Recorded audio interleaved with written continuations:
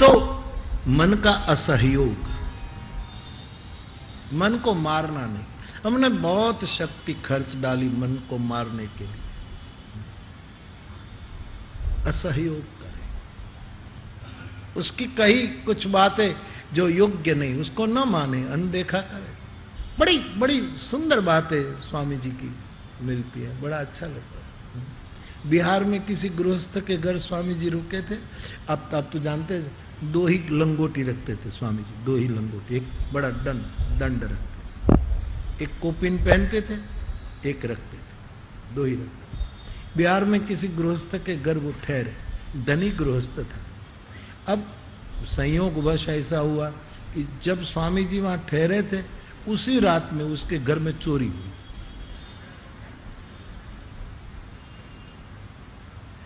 और बहुत कुछ ले गए। सुबह में पता लगा तो कपड़े वपड़े सब कुछ ले गए, जवेरात सब। तो स्वाभाविक परिवार के सदस्य स्वामी जी, ये तो फिर तो विनय से बोलना होता है, लेकिन ऐसा हो गया।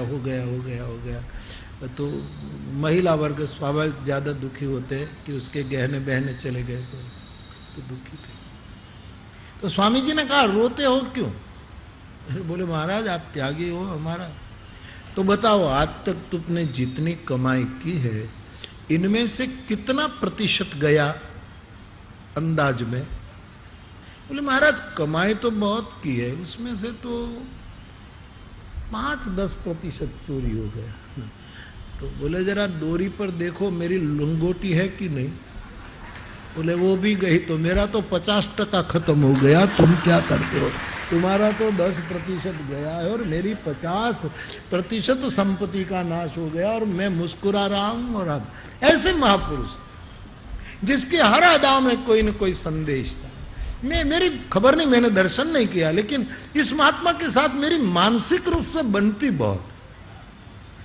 मैं शरणानंद जी के किसी भी सूत्र का न समझा हूं तो बात हो रही, क्योंकि अपनी अक्ल की मर्यादा है, बाकी मैं सहमत जल्दी हो जाता हूं, क्योंकि आदमी बड़ा अनुभव पूर्ण, ये महापुरुष, और बड़े बड़े बड़े बड़े विरही साधु था। रोता था कृष्ण के वियोग में। वृंदावन में एक बार इतने रो रहे थे शरणानंद जी, एक साधु ने आकर कहा कि बाबा इतनी बड़ी उम्र में आप रोए, ठीक नहीं लगता। बोले, मैं क्या करूं, फुटबॉल की तरह किशोरी मुझे कृष्ण की ओर फेंकती है, कृष्ण फुटबॉल की तरह किशोरी की ओर फेंकता है, मेरी तो कोई एक गेंद की जैसी दशा है, मैं कहां जाऊं। बड़े भगवत प्रेमी साधु थे, बड़े